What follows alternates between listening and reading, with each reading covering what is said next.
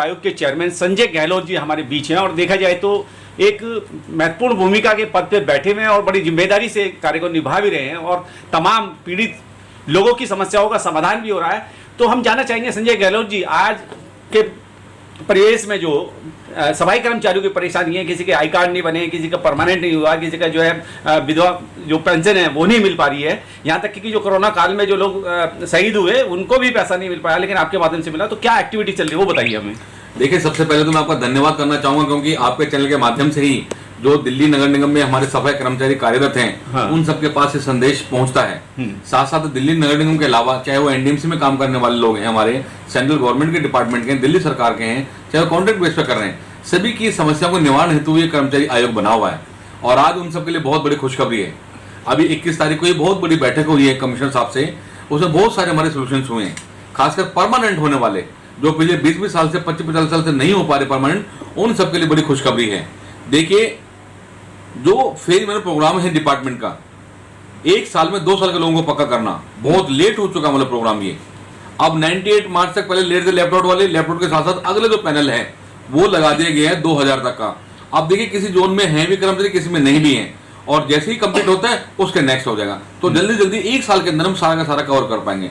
और देखिए, आज मुझे बड़ी खुशी हो रही है बताते हुए भी कि बहुत बड़ी डिमांड है हमारी सफाई कर्मचारियों की, और बड़ा दुख भी है इस बात के लिए कि देखिए हमारे पास एवजदार भी हैं, दैनिक वेतन भोगी भी हैं और परमानेंट भी हैं। उनके पास आई कार्ड नहीं। उनके कई बार होता क्या, जैसे भी कांवड़ का समय भी देखा हमने, उससे पहले कोरोना काल भी देखा हमने, अपनी ही ड्यूटी पर पहुंचने के लिए कभी पुलिस डिपार्टमेंट के लोगों ने तंग करते हैं, कभी कोई उन्हें परेशान करता है, कभी उनकी रात में ड्यूटी लगाई जाती है, उनके पास आई कार्ड नहीं है। तो आज हमने क्योंकि कर्मचारी की शिकायत के ऊपर ये संज्ञान लिया है और कमिश्नर को साफ साफ चिट्ठी लिख दी गई है।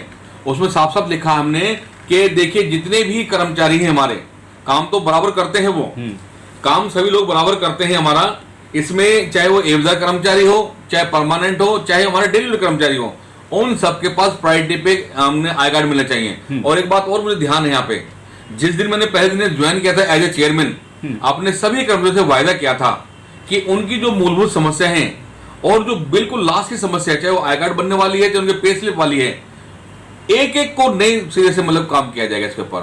तो अब ये आई कार्ड बनेंगे सब लोगों के, पे स्लिप वाली जहां तक बात है, क्योंकि उनके खाते में सैलरी जाती है तो वैसे रिकॉर्ड होता है उनके पास में। अगर कोई कर्मचारी अपनी पे स्लिप बनवाना चाहता है तो उसको पे स्लिप भी दिया जाए। ये सारे लिख के हम भेज रहे हैं।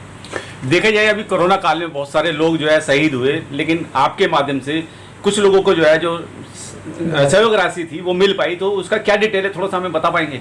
हाँ, देखिए, इसमें पहले एक रुकावट आ रही थी। दिल्ली नगर निगम में जो कर्मचारी यहाँ पे अपने शहीद हुए, उनकी रिपोर्ट सही नहीं आ पा रही थी, तो वहां से पैसा नहीं मिल पा रहा था। जिन लोगों की बिल्कुल सही रिपोर्ट गई, 2-3 लोगों को पैसा मिला भी है उसमें। अब देखिए, एक और कमी यहाँ पे हो गई है। अब दिल्ली नगर निगम ने, एमसीडी ने एक घोषणा कर दी है, और पिछली बार स्टैंडिंग कमेटी में जब 3 हिस्से में बटी हुई थी, एक कानून पास कर दिया, और बहुत ही काला कानून है वो। उन्होंने कह दिया कि अगर किसी कर्मचारी को 1 करोड़ रुपया मिलेगा तो हम उसको नौकरी नहीं देंगे। अब सवाल उठता है कि एमसीडी को नौकरी देने में और 1 करोड़ मिलने में उनका कोई मैच तो नहीं हो रहा आपस में बिल्कुल भी। वो दिल्ली सरकार अपनी तरफ से पैसे दे रही, तो उन्होंने ऐसा कानून पास क्यों किया?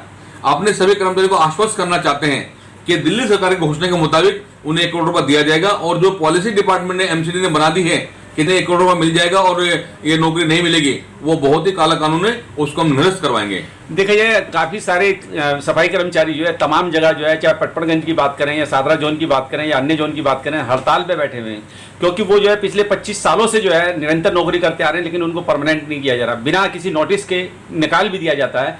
क्या कहेंगे इस बात को लेके? देखिए, इसमें जहां तक मेरे नोटिस में मामला, क्योंकि मैं अपने जब आयोग में आता हूं या हियरिंग पे, उससे पहले एक विजिट कहीं ना कहीं मैं करके आता हूं, तो हड़ताल पे केवल और केवल जो हमारे सफाई कर्मचारी यहाँ पे कॉन्ट्रैक्ट बेस पे थे, स्वामी दयानंद वाले अस्पताल में, वहां 170 सफाई कर्मचारी हैं जो मार्च के महीने से धरने पर बैठे हुए हैं। उनकी बिल्कुल जायज समस्या है।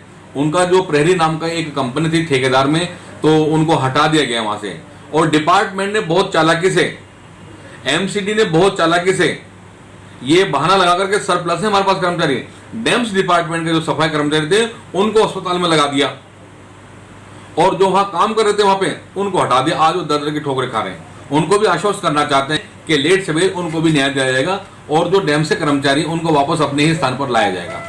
चेयरमैन साहब कुछ संज्ञान में आया है, जहां ठेके पे जो कर्मचारी काम करते हैं और जो पुराने जो कर्मचारी हैं उन्हें बिगर नोटिस के निकाल दिया जाता है। सफदरजंग हॉस्पिटल के अंदर ऐसी ऐसी वेवा लेडीज हैं जिनका आय का स्रोत वही था और उनको पैसे ले लेके, मोटी रकम ले लेके कंपनी वाले उनको रख रहे हैं।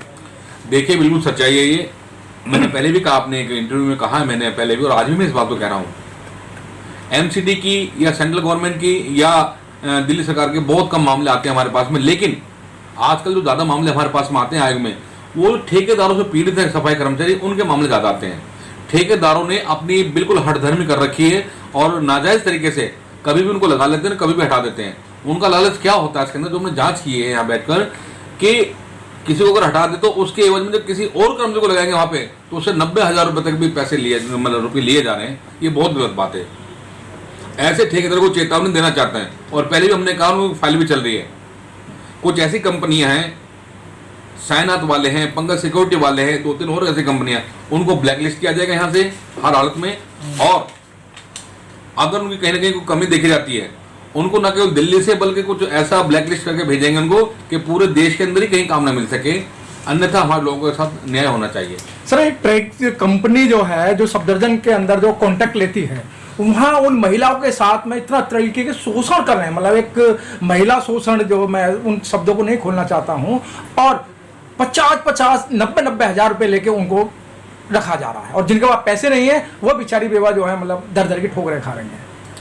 देखिए सच्चाई तो ये कि वैसे सुनने में तो आया है मामला ये, लेकिन कोई भी कर्मचारी वहां से अभी तक आयोग में संपर्क नहीं किया। लेकिन अपना स्वैत संज्ञान लेते हुए, सुओ मोटो कॉग्निजेंस लेते हुए, मैं ये आश्वस्त करना चाहता हूँ, जैसा सवाल है हमारे बीच में, सफदरजंग में जाके भी हम यहाँ पे औचक निरीक्षण करेंगे वहाँ पे जाके, और जो उनकी परेशानी खत्म करेंगे। बाबा साहब अम्बेडकर हॉस्पिटल रोहिणी में वहाँ के बहुत सारे कर्मचारी परेशान हैं, उनकी संख्या कुछ और है, कुछ और दिखाई जा रही है। अभी कल हमारा राउंड भी होने वाला था, लेकिन किसी कारण कैंसिल हो गया, अगले हफ्ते हम राउंड करेंगे। ऐसे ही अपने कर्मचारी जो सफदरजंग हॉस्पिटल में कार्यरत हैं ठेकेदारी पे, उनको आश्वस्त करना चाहते हैं कि जल्दी ही उनका संज्ञान हमारे नोटिस में ले लिया हमने, और वहां जाकर विजिट करेंगे और उनको न्याय दिलाएंगे। अच्छा संजय गहलोत जी, एक मेरा बड़ा महत्वपूर्ण सवाल है। एक वीडियो आपका बहुत तेजी से वायरल हो रहा है सोशल मीडिया पे, जिसमें आपने कहा है कि भारत के सफाई कर्मचारी अब ऑस्ट्रेलिया में भी नौकरी कर पाएंगे या ऑस्ट्रेलिया में जाके भी काम करेंगे। क्या प्रोसेस है उसका, अगर उस दिशा में अगर लोग काम? देखिए अभी कुछ दिन पहले की बात है, तमाम न्यूज़पेपर्स में हमने पढ़ा, तो बहुत सारे लोगों ने यहाँ संपर्क किया हमारे से आके कि सर देखिए बहुत परेशानी लोगों को, कुछ बेरोजगार लोग भी इधर आते हैं हमारे पास में। तो वहाँ की जो कम से कम 8 कंपनी है ऑस्ट्रेलिया में जी, जैसे पचरा में, उनकी वेबसाइट को भी चेक करवाया हमने, यहाँ पे निरंतर उस पर काम चल रहा है। आप जाके वहाँ देखिए 1600 रुपये 1 घंटे के काम करने के मिलते हैं, यानी जो वहाँ का डॉलर है या जो भी होगी करेंसी, उसके मुताबिक अगर देखा जाए तो 1600 रुपये 1 घंटे के काम के मिलते हैं।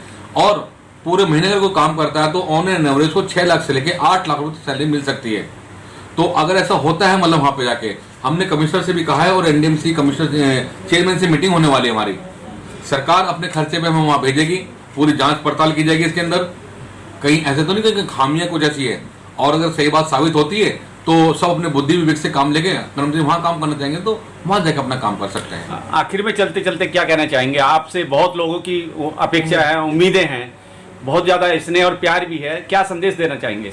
मैं अपने सभी जो हमारे सफाई कर्मचारी हैं, चाहे वो एमसीडी में हैं चाहे कहीं भी हैं, हाथ जोड़कर एक ही विनती करना चाहता हूँ, आपका जो विश्वास है वो खराब नहीं होने देंगे हम।